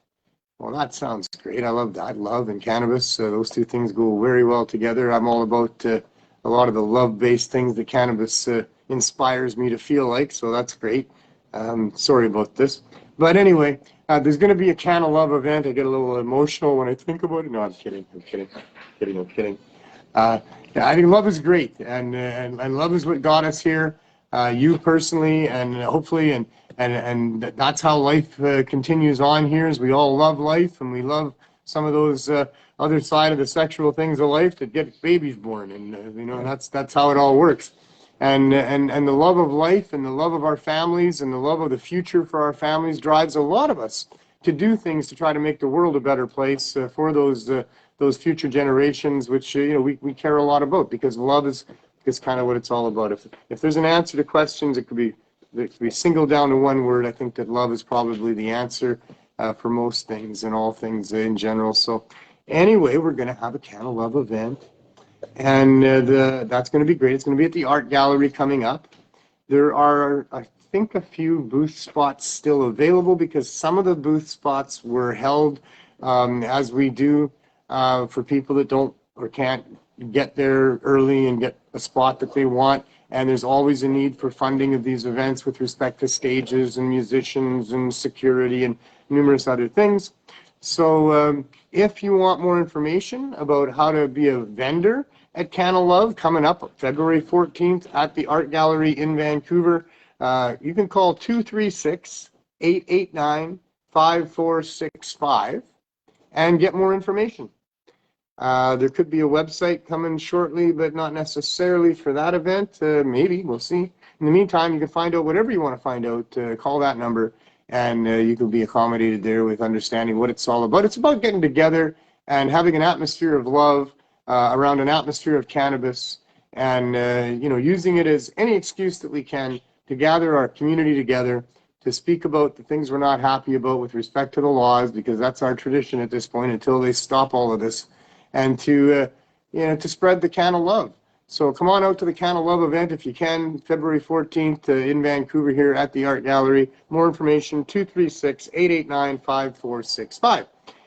And 420 is the big one. And it's going to be quite a year for 420 in Vancouver by the looks of it. And we've decided that we're going to get back to the grass roots of the Cannabis Day and 420 events, and that we're going to make it as old school as we can. We're going to have some of the old favorites there. Dana Larson's going to be there. I'm not going to name any other names yet, because I want to have some suspense leading up to this, and I'm sure we all know who many of the players are that will come and educate us and entertain us there. There'll be lots of live music, just like we always did. It'll be very much in keeping and parallel with the 420 events of the past. There'll be a joint toss. There'll be raffles and other things, and there'll be free spots, and there'll be spots that'll be held for people, and there'll be lots of premium spots that'll be kept for free, for first come, first serve. There'll be some premium spots that we're going to take some money and hold for people, and first come, first serve on those as well. There's not going to be that many of them, but it's going to be a beautiful day at Thornton Park for a back to the grassroots 420 event, a protestival, and I hope to see you there. So I'm excited about that, because there's still so much work left to do, and those events were so powerful in attracting media attention, and I know that there will be again this year a lot of media attention on 420. I hope that the other groups also that are trying to put on 420 here in Vancouver are successful in what that they do, and that they speak properly to the messages that we need to get out there about protecting the access to cannabis for those people that don't have a lot of money, that are not necessarily able to function well in mainstream society. There needs to be low barrier access, and the cannabis needs to be good, and it needs to be of all the different potencies and all the different types that are out there. We've been proving that here with the Cannabis Substitution Program day after day after day for a long time now, and we're going to be talking about that coming up real soon as well. So come on out to 420. If you haven't committed somewhere and you want to set up a booth somewhere, there's going to be a number of booths available, that will, a few that we'll hold for people just to raise enough money so that we can cover the cost of the stage and the other costs that happen here. We're going to try to be just as above board on that as we can, with making sure that we don't raise too much more money, because there's no need to charge people more money than is needed to put on an event. And that if there is a surplus, and I think if we do it right, there would be a little bit of a surplus, because you sure wouldn't want to take a chance on having it go the other way and have it come out of my pocket, because I don't want to do that. I'm not sure I could do that. But in any case, Yeah, if there's money left over at the end of the event, we'll make sure it goes to something like the Cannabis Substitution Program or something else that is a very honorable thing to do, because we're honorable people, and that's the way we've always done things with the 420 events, and that's the way we'll continue to do it in honor of the grassroots that got us here. So look forward to that as well. I want to talk a little bit about the CSP, but only for a minute, because I think we all know what that's about. Cannabis Substitution Program for the last 6 years, coming up in early February, has been proving that cannabis in the form of high-dose edibles can be safe and effective in getting people through withdrawal and replacing the use of opioid-based drugs and other street drugs, including alcohol. And it's been quite the journey to get us here. We set out to do this because I had a personal knowledge that cannabis high-dose edibles could be part of the solution to the new public health emergency several years ago. And upon consulting all levels of government, well, I shouldn't say that, we consulted the municipal government, we consulted the main government, which is Vancouver, the people that are actually frontline on the street, people from this neighborhood that understand the dynamics of the neighborhood, that first gave us unanimous approval to use them in a collaboration to provide cannabis high-dose edibles to people through the Cannabis Substitution Program, and to use them as sponsors of ours and people that support us when we went and presented our ideas to City Council and to the Vancouver Police, and whatever we felt we needed to do to properly administer this intervention into this public health emergency by way of cannabis high-dose edibles. We did that, and we successfully demonstrated that for 2.5 years before City Council passed a motion in Vancouver to support what we were doing. That led to us getting a storefront, which then led to the city saying, well, you're going to have to get an upper level of government to license you before we will do that.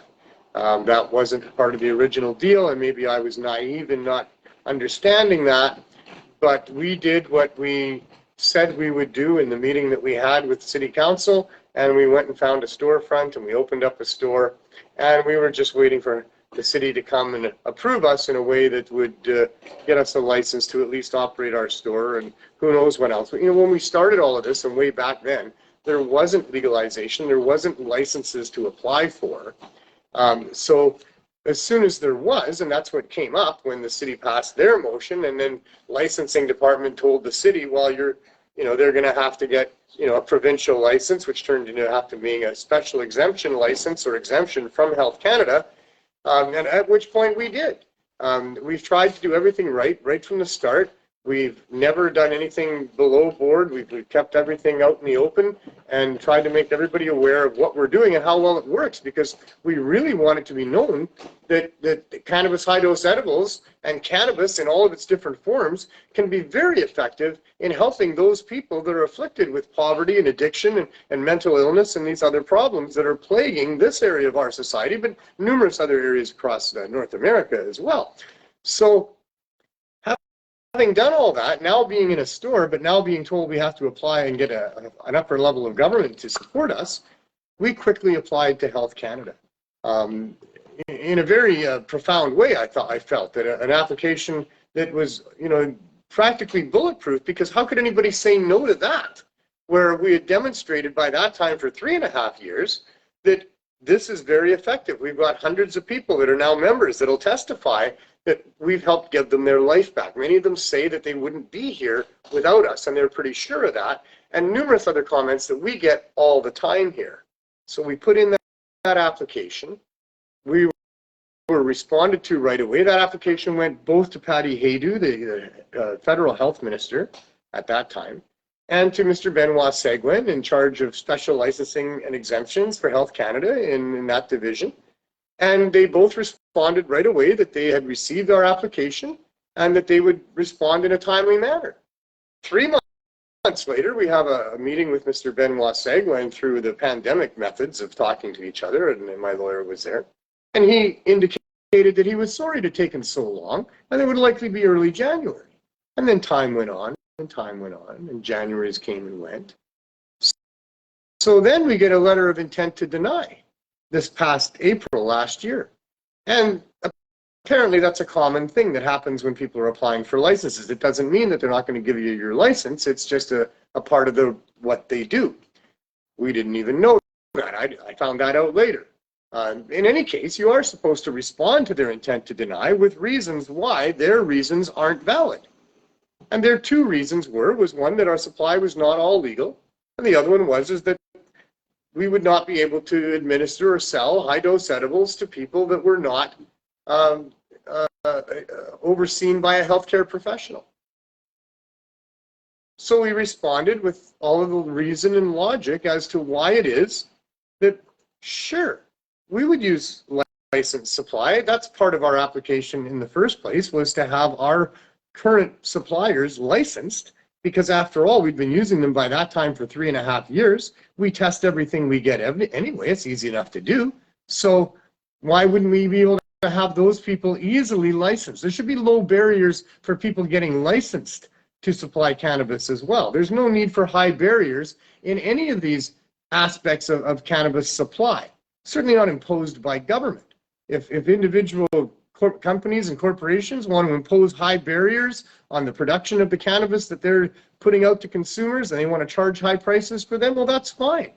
But there's no place for government interference and government high barrier regulations in people accessing cannabis. So we've waited all this time for Health Canada. They sent us an intent to deny. We sent them all the reasons why we would like to have our supply made legal. If we're going to use government supply that is through other licensed producers, that would be fine, as long as it doesn't increase our prices and as long as the cannabis quality has not been compromised. We're more than happy to do that. In fact, that is what we're looking for. We want to be licensed. We want to have our supply licensed. We want to have a licensed supply, be it from medical users who can provide us with their overage, or medical growers, large growers of medical cannabis that take proper precautions, that don't irradiate the medical value out of the cannabis. We'd be happy to do that. We want to do that. That's part of our application. So on that one, that's our answer. Yes, we will happily use a legal supply of cannabis. Please make our supply legal. Help us with that. We've never had a single consultation about how that could happen, or whether they're willing to help us, or anything like that. And the second one, about needing medical oversight before people can access high-dose edibles. That we can't sell cannabis or high-dose edibles to people at low barrier without a doctor on board. That would eliminate, I don't know what percentage, but it's way up there, of the clientele that are relying on us here on the downtown east side of Vancouver at this point. They can't get a doctor. Over 5 million Canadians can't find a family doctor. There's many, many other Canadians who don't want a family doctor, who suffer from a paranoia and a fear of the healthcare system. Many more than you would think. And it's quite a thing, actually. And in this neighborhood, it is really pronounced. There is a lot of people that would not want a doctor to look at them. They are not going to answer any questions about that. They want nothing to do with it. So many of the people accessing us could not or would not get a doctor to support them. So they're just, left out? There's a whole other demographic of people that would not as well want to answer questions or get a doctor to oversee. And we've talked about those people. They come from all walks of life. They've gotten themselves addicted at no fault of their own in most cases. They're ashamed of it. They're embarrassed. I met a fellow out front here, set up a tent.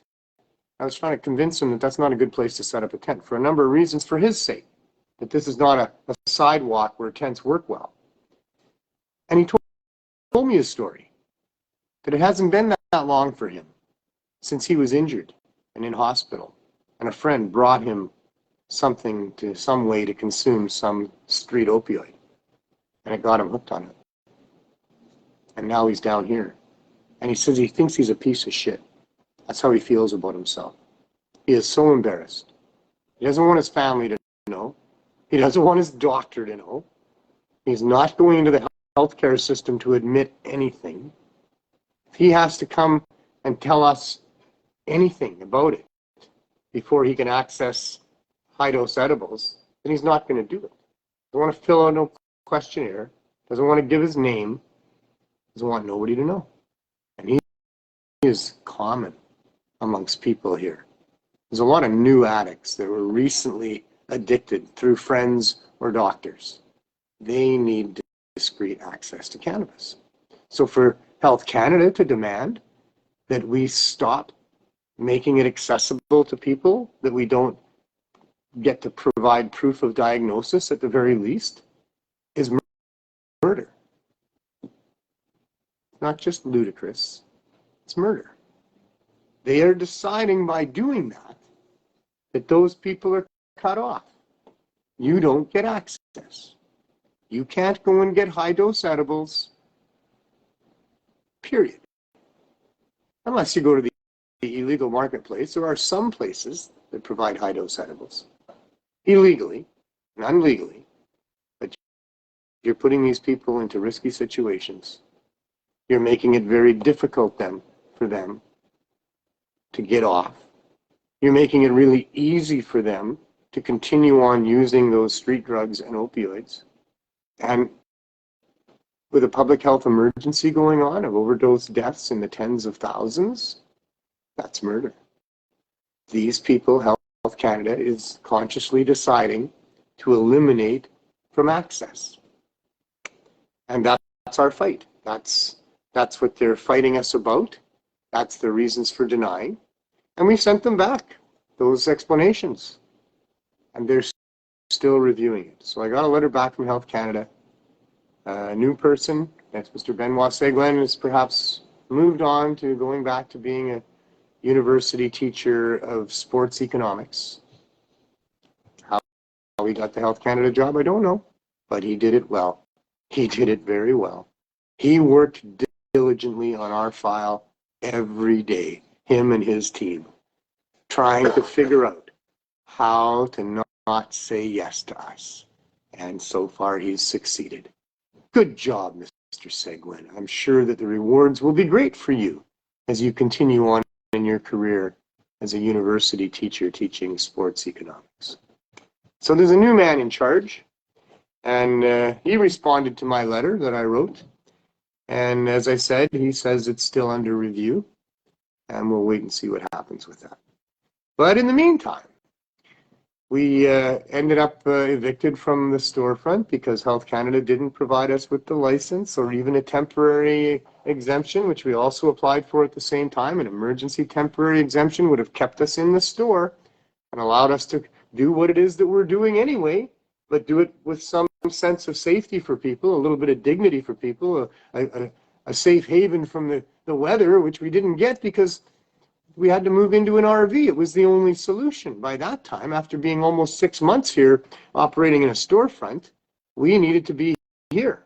We needed to be where the people could find us, because many of the people that had then become members of our cannabis substitution program, 250 then, 268 now, of these people that were lining up for hours twice a week for years prior to that on the street to get what we were giving them, they could now come into a store, and they could come every 4 days and they could get what they wanted. And we made members of them, but they didn't all have contact information by any means. Many of them did not have contact information. So when we were evicted from the store, we had to stay here. We were not going to have people line up on the sidewalk for hours again, like we had for 3.5 years before moving into the store here. That's not something we could do again. It's dangerous for people. It's not nice. It's just not something I want to be part of. So we deserve to be in a storefront. But that wasn't going to happen without Health Canada. So we moved into an RV. It's the closest thing we could find to a storefront. Park the RV out in front of the store, better than nothing. And there we stay. So we've been in the RV now for 2 years, and November 1st was our first day in the RV 2 years ago, so it's over 2 years now. And there's lots of stories about that, and I'm not going to go over all the stories about all of that stuff at this point in time. I'm just saying that this is where we are. One of the things that did happen was getting arrested and charged with selling without a license because the VPD brass decided that that's what they needed to do as good members of the Canadian Federal Society here, and they would let the courts decide, because I guess maybe, we're a block away from the police station with our RV, with our signs, and with all that we do here, and we're not trying to hide nothing, so it's pretty obvious. They didn't need to run a 6-month investigation and try to find out what we would be very upfront about if they'd only asked me, and they never did ask me anything, which is also very weird. I'm going to bring that up in court. But we are going to go to court on that, and that's good now, I think. I was appalled at first, and I still think it's terrible that they waste taxpayers' dollars the way that they do. 12 appearances later, and we're still trying to figure out a date to go to court where we're going to take a few days, and we're going to tell them all about it, and we're going to see what a judge has to say about it all, which is crazy that has to happen, because it doesn't take much of a judge or much of an investigation to determine that we're good people trying to do good things, and we have done good things, and we have done no bad things. So, using taxpayer money the way that they are, already they've spent obviously hundreds of thousands of dollars on this investigation and all the preliminary stuff and the disclosure and all the Crown's time. Oh my God, this file's adding up fast. And where are they ever going to recoup any of that? Are they going to recoup that because they managed to stop us from providing low barrier access to cannabis, and then these legal stores are going to make it all up? And then, yeah, I guess that is exactly what they're going to do. I guess that is exactly what's happening. I guess if they do their job like Mr. Seguin did his job, then they'll win. And they'll get a judge that'll rule against us and decide that it doesn't matter about all these people that don't have access, that need access. They can just die during this public health emergency that they can't seem to stop. Maybe they'll get a judge who can rule that. I don't know. It's a pretty corrupt world we're living in so far. At this point, nothing would surprise me. But, I don't think that's going to happen. We'll see. We'll see. But in the meantime, we're going to continue on now through the courts, but never stop doing what we're doing here. And that's the thing, right? We can't stop. How could we stop? I'm told, just put it on hold until Health Canada makes a decision. Okay, what? Or continue on in the way Health Canada says that you can. Make sure that the only people that you're providing to have a doctor that's signed a paper for them. Really? I don't know how to get legal weed. That's a whole other story. I mean, some of our weed's legal for sure because they're coming from people that grow their plants, be it 4 plants that anybody can grow, or be it a medical grow that many people have where there's an excess and they can provide for us a fair amount. I don't know how we completely answer that question, but the thing I'm alluding to is that there's a whole bunch of people here, human beings that have found out that they can find relief with us here. And they rely on that. And we've come to know them, many of them for years. All of them with a sad story to tell. All of them where if you can look at them through a compassionate lens, you can see that they were innocent children at one time that went through all kinds of traumas, that are probably lucky, and it's pretty amazing that they're still alive and able to even be here functioning at all, many of them. They're soldiers, they're warriors that have been through hell several times. You find that out about these people, and you care about them. And they're thankful for what you're doing. And they tell you all the time, please keep doing what you're doing. Am I seriously supposed to tell my team that we're just going to have to turn those people away? We'll try to give them information as to how to find a doctor, maybe, Maybe we can do what OPS did. Maybe we can have a nurse practitioner spare some time once a week and qualify some people. And those people can have the special place where they get something. But all those other people who wouldn't show up for that don't get, they're supposed to just walk away. We're supposed to be okay with that. That's supposed to be a thing that a human being can do to another human being who's suffering, is let them just walk away. You have the answer to their suffering right there, but it's only for special people. It's not for them. No. I will not be part of that. I cannot do that. I cannot ask my team to do that. They're putting me in an extremely untenable situation here. I'm breaking the law. I'm a criminal that needs to be punished. And they're going to spend a whole lot of taxpayers' money to try and stop me from doing what I'm doing here. And I can't stop. I can't stop unless they put me in a cage. So is that what's going to happen? Is this world and this government so corrupt that the answer is that, well, Neil won't stop and his team won't stop, because it's not just me. I'm the spokesperson for this group here, but I speak for my team. And these people all care too. George has been with me for all the 6 years. He knows everybody. What's going to happen to George if he decides to tell a bunch of these people that, sorry, I can't help you? What's going to happen to him? Because we live in a very volatile neighborhood here. We've got customers that don't like being treated badly, being discriminated against. And if we start telling somebody like that they're not special, that they don't get access, they're going to blame us. They're going to come after George on his way home, or me, or others. They're going to put us in a very dangerous situation here. Probably one that we wouldn't be able to continue with, because I'm not going to put my people at risk like that. We cannot stop doing what we're doing, and we should not have to stop doing what we're doing. Any government that would decide that we should stop doing what we're doing, without ever even coming and having a look, by the way, is evil and corrupt and needs to be brought down.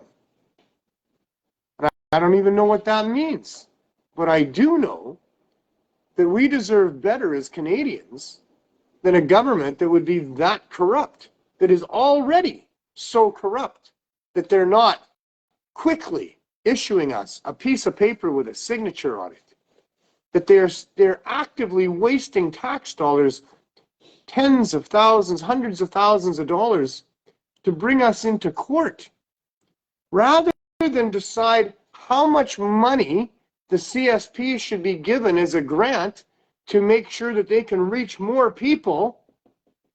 They're going to spend way more money than they would ever give us to do that on trying to stop us from doing it, and even worse than that, for punishing us for doing it without them. We've had no government assistance here, other than a couple letters written by the councillors that support us, if you can call that government assistance, and you know that's not what I'm talking about. No government has given us anything to help people with.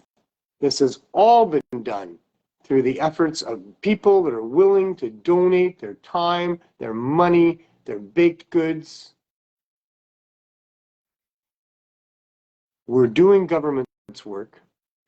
We're addressing a public health emergency in profound ways that we've demonstrated are successful for years now, and yet our government is not only not supporting us, but they're actively going after us. It is a real tragedy, it is a real shame, and I sure wish it wasn't happening.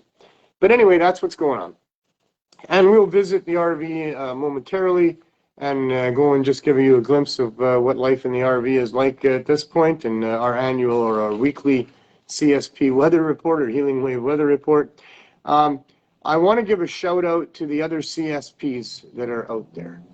In Victoria, they don't call themselves a CSP, but there's a substitution program going on there that's been going on for 4.5 or more years now. Maybe they're up to 5. And it was all initiated because of the CSP in Vancouver and one of the board members at Vandu that took the idea over there and got it going. And I met with Jack numerous times. We went over there and helped them with what they were doing and what have you. And they're still doing what they're doing with the full support of their city council and their police. So good job on that, and glad that they're there. And then there's the Halifax Cannabis Substitution Program that has been going on now. I don't know, I'll have to ask Chris how long, but it's well over 2 years. And doing an amazing job there of providing what that community needs. On a very low budget, without enough donations for the most part. They could really use some help there in in helping the people that they're helping, but they get a steady line up there every week that shows up, that is expecting and happy to get the cannabis edibles that they get. And so Chris has done a great job with the East Coast CSP, and very happy to have him doing that. In London, I haven't heard from William for a couple of weeks, but I would imagine things are just progressing as they do there. William's been doing a fine job of keeping the CSP going and helping the community in London, Ontario, started by Mary, one of our head bakers here for quite a while, who had to go to London. And of course, wherever Mary goes, the CSP goes, it seems. And so she started a CSP there in London, and William has carried that on with his volunteers. Also, I'm sure always in need of donations. We certainly understand that. We're familiar on YouTube. Oh, yeah? Yes, he's been watching it on YouTube. I think he's actually permanently banned from Facebook. Oh, is that what's going on? Yes. Oh, dear. Yeah, he is. Yeah, we're bad people, apparently, according to Mark Zuckerberg, because we get banned regularly from Facebook if we do it right, I guess. I don't know, but we must be touching some nerves or something, I guess. Yeah. Yeah, for sure. And I've just received an order for 2 Cannabis Substitution Project signboards that are going to be used out in Surrey for a cannabis substitution program that's going to be starting up there. In fact, it's already started up. It just hasn't been official. They've been providing some cannabis to the people out there along with food, and we'll tell you a lot more about that as we move forward. But yeah, very happy to say that Surrey, an area that needs it so badly, is going to have somewhat of an official CSP chapter out there. So good on the people that are doing that. Happy to be helping them with that, and that's a great thing. Other than that, I guess we can go outside and see what's going on. We've covered a lot of things today.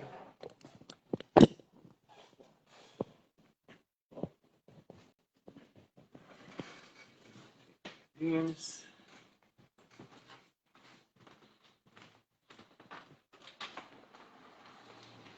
The weather in Vancouver. Oh, it's so nice, right?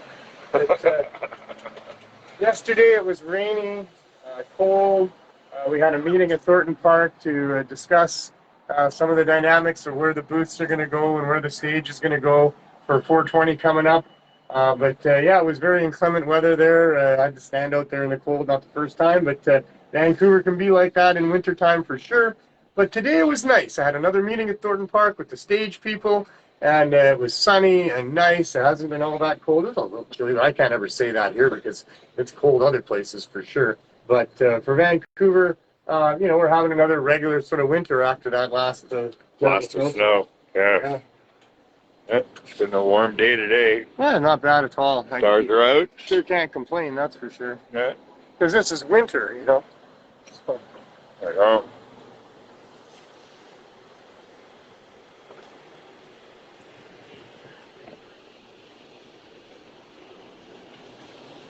So this is the scene that's been the same scene for a long time.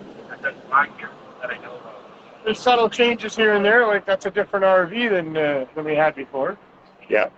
And the personnel, we have different team members, different times. We got Ted at home today. How are you doing, Ted? Not too bad. How's you guys doing today? Doing pretty good. How's been things all day? It's been okay? Yeah, it's pretty much of a steady flow, but other than that, We've had some craziness in the last few days. There's been some people acting out and things being said. I don't know. It's the new year. It's the new year. It's the new year. It's the blue year. Yeah. It's the post-pandemic acting out of people that are losing their homes and that are finding it's very difficult to navigate this world. Now. Oh, Yeah, shit. everything's way more Food's expensive. expensive, too. So, and it's winter, so it's not nice and warm. It's a tough time of year for people, and so we're feeling some of that here as well. Anyway, we'll see you in a minute, I imagine, for a minute. Oh, you parked pretty close to the door. Yeah. Our new Vita Bagel. There it is. So this is the back door here. This is where people come that are part of the program.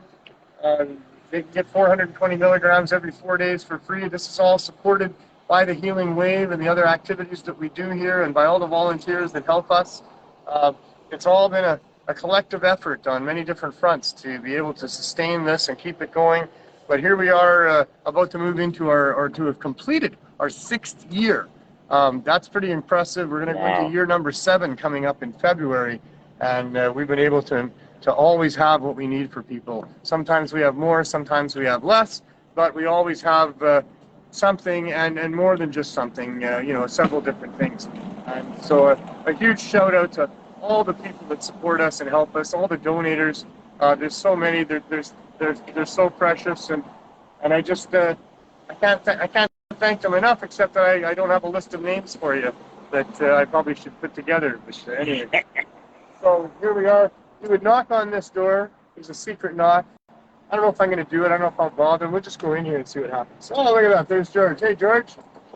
So when you come here and you're a member, then you got to remember what your number is. That's the only thing you have to remember is what your number is. And then we check in the book to see if you've been in the last 4 days. And if not, then you get your products.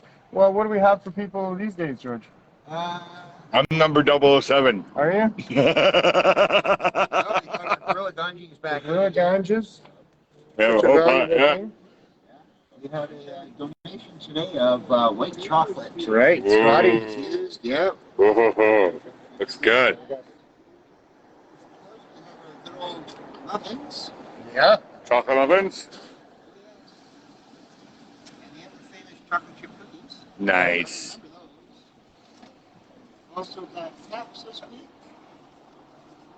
Indica and CBD. Some Rice Krispie squares from Mary that she Nice. sent, along with some coffee type sponge stuff that she sent.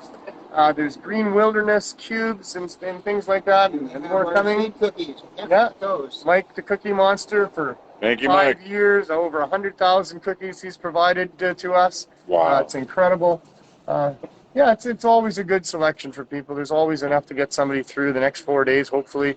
And if not, well, we don't turn anybody away. Those muffins and cookies that George showed you are also available to people. They can have them one a day for free, along with a free joint if that's what they need. They purchase them for a small token of money that allows us to keep things going and keep the cycle going. And so, yeah, that's what's going on with that. So Coming in, or? I guess we'll come in for a minute. You're going to go on? All right, well, thanks, George.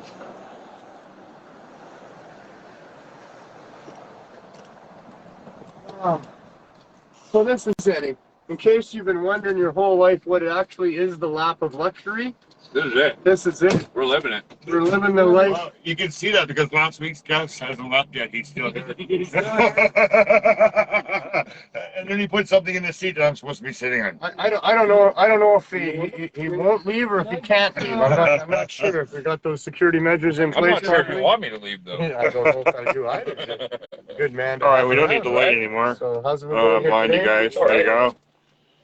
Anything new on your front that you want to talk about? No, not really. We got a new judge in our case, so we're just waiting to see what's going to happen with that. Had you met the previous judge? Or not judge, prosecutor. Oh, prosecutor. They love to do that. You know what though? This time it's for our good. There it is. Because apparently they had what they call agents, and they're different prosecutors that don't work specifically for prosecution. They are meant to go in and not give you any deal, anything like that. Their main goal is just to get to trial because they get paid more for that. But apparently the BC government has now outlawed that. So now they kicked out. Damn, they caught him, eh? Well, that's good for me though.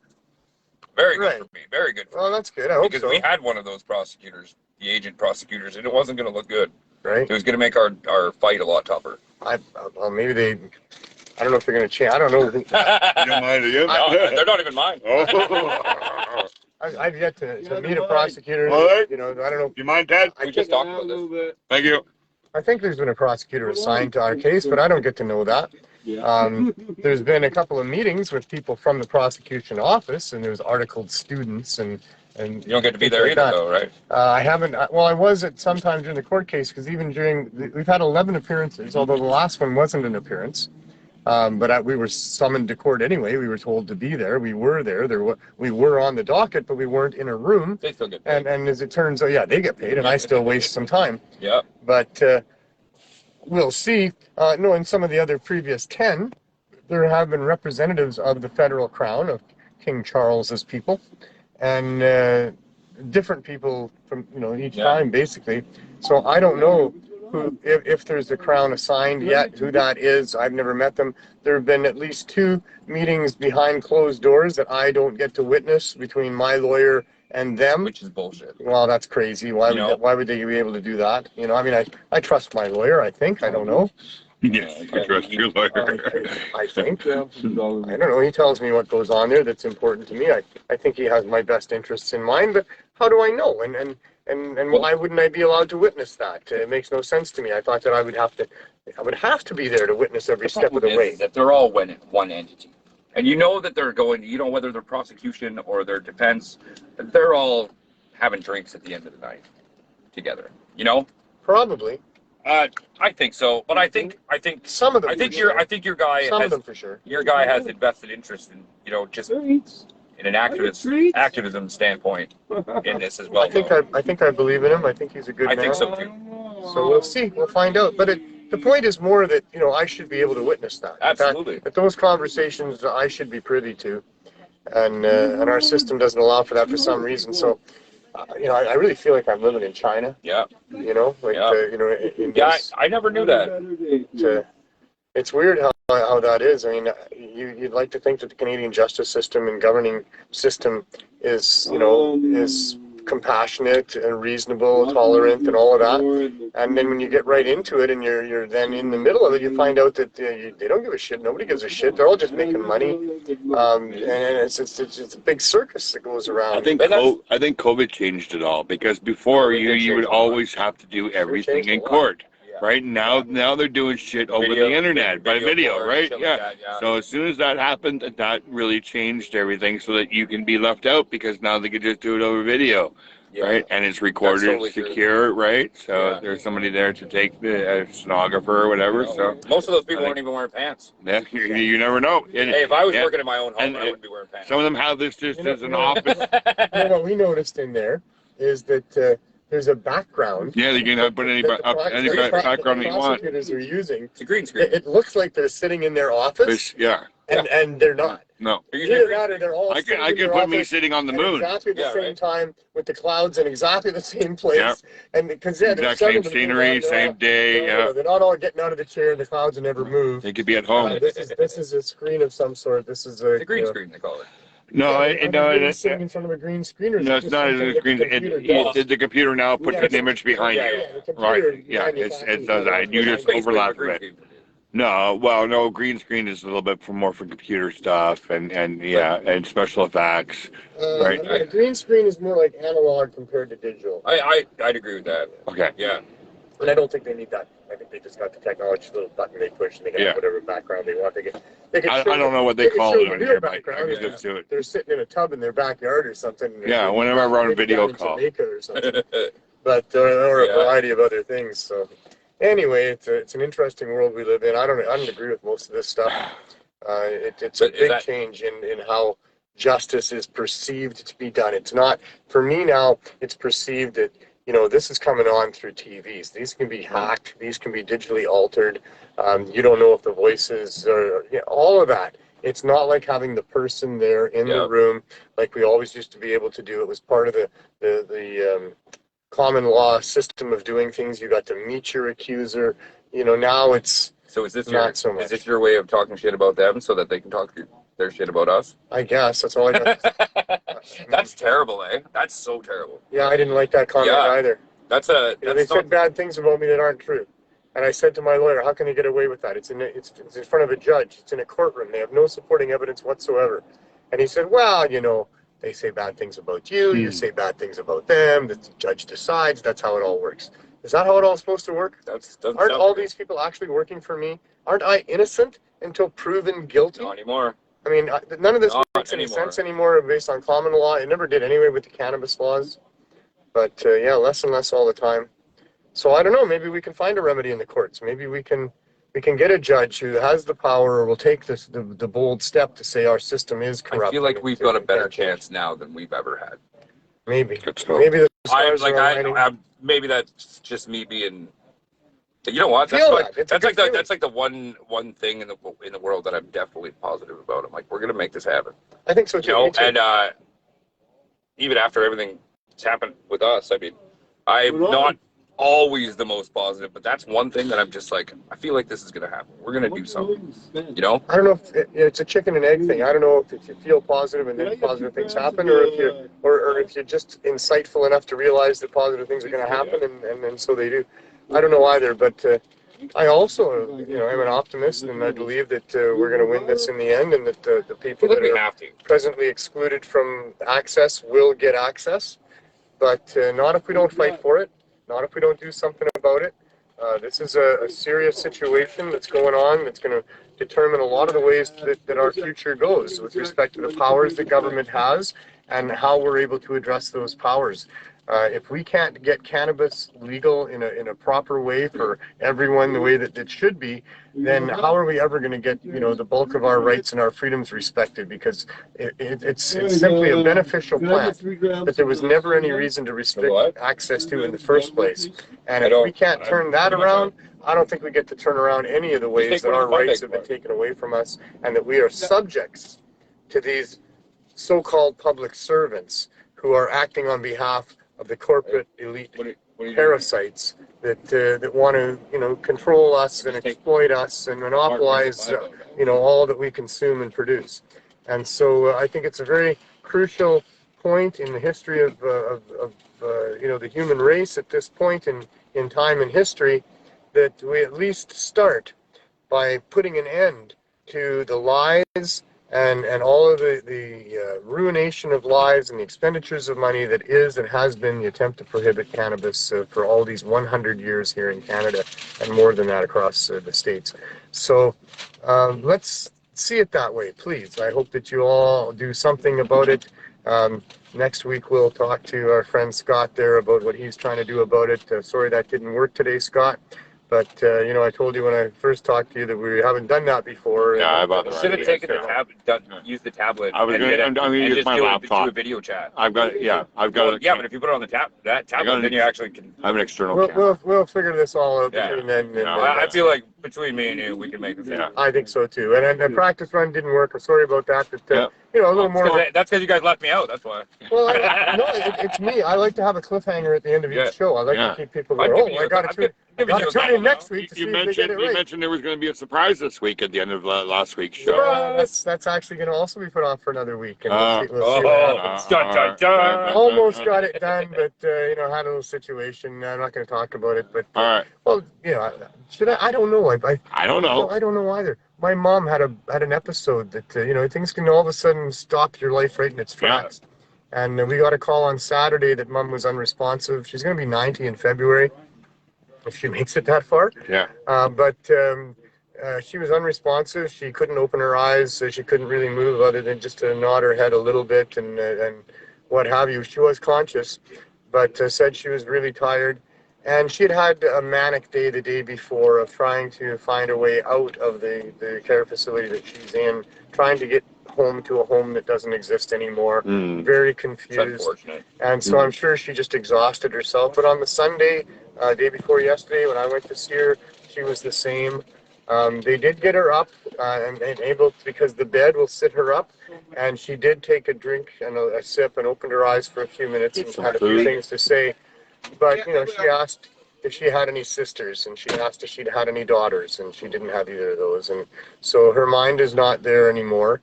But it really looked like, she was just going to have her last breaths.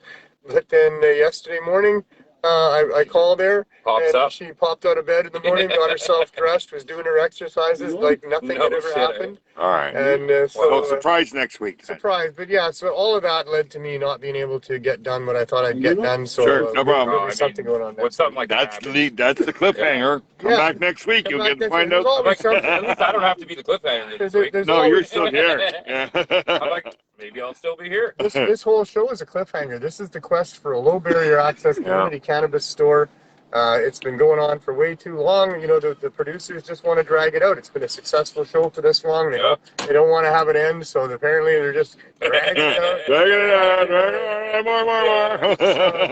So we'll see what happens as we move forward with our quest, and maybe we'll get that one day. We sure hope so. It's very important for people. In the meantime, you know, join the team. Do whatever you can. Let's make this the year that we put an end to this nonsense, and then we can get on with some more important issues about our freedom and our rights. But for now, if you could write a letter, make a phone call, you know, talk to your friends, talk to your local media, talk to your politicians, whatever you can do. I know there's lots of other things and other ways, and I encourage people to find their own unique, creative ways to get it out there. Memes, there's some interesting ideas. Don't block traffic in rush hour. People need to get home and have. We gotta bring back streaking. But you could. Well, don't streak in front of the cars and stop them. That's dangerous. But whatever you do, you know, you can have quite a protest where you don't stop traffic, but you line up a whole bunch of people. I don't know if signs. everybody's streaking. I feel like people are stopping. Stopping too fast sometimes. Yeah, everybody's got CSP on their skin. You guys are bad. Okay, you want to bring attention? We haven't seen any streaking for a long time lately, so let's get streaking back there. You can organize a small group of people even and have them have very pertinent and intimate streaking stop promoting signs. And just kind of line the street when rush hour goes by, and you know, make a statement, do some street art, theater, you know, many. That would be street art. That would be. It would be street art. I'm sure you get. What's the fascination with streaking here? Is there any particular body type you have in mind? No, just you wanted to get it. You know, we haven't seen much of that. That used to get a lot of attention in the 70s. Interested in Glenn and Cannabis is not discriminatory. No preference in body style. Streaking is allowed. That's all good. Speaking of Cannabis.ca, we didn't talk about that much, but it was down for a little while. There was quite an issue going on, but you got it back. It's all. Thank you, Julia. Julia's back. Yeah, she got it back for us. Julia Marie, thank you so much. It costs a few bucks, but we're going to do a fundraiser to get the money back, so that's awesome, good. That's good, yeah. And you can help, too, by joining Cannabis.ca. These are not enough to get Glenn his money back in any quick way, but... No. Well, we just want to share the love. You connect with people. It's a real good thing to do these days to keep our community alive. Is to find out where those other people are that are close to you that want to vibe in the same thing. Networking is so huge in our community. Absolutely, it's the way social media works. Yeah, we have to say, hey, do you smoke bud? I'm like, usually it's like 420 friendly. Yeah, I buy everything on Marketplace with gummies. Yeah. And make Cannabis.ca one of your favorites, and that's a good. We have a Google Play Store app coming up, and we're updating right now, so we can have an Apple app also. Do you post events on Cannabis.ca ever? I do when we do events, yeah. So kind of love it. I do believe I can share out over there. So when there's stuff going on, and you're interested in finding out what that is, you can find it out through Cannabis.ca. If you want to find somebody to smoke some weed with or have a dab session with, Cannabis.ca. You want to find something more than that, somebody who can get involved in conversations that sound interesting to you and beyond, Cannabis.ca. So that's pretty good right there. Yeah, that was good. Yeah, capture that one, make a commercial out of it. All right. Absolutely. All right, so there you go. That's the show. And I hope you all have a great time until we see you next. It's a very important time. Every time is an important time. This is the only time that there is. There is no other time. There is no past. There is no future. There is only the present. And this present that's been given to you is up to you what you do with it. So unwrap it, make the best of it, have the best moments in time that you can have, and more good moments in time will lead to a better time down the road. And be kind to yourself, be kind to others, and of course the only way to get there is to have as much fun as you can. We'll see you next week.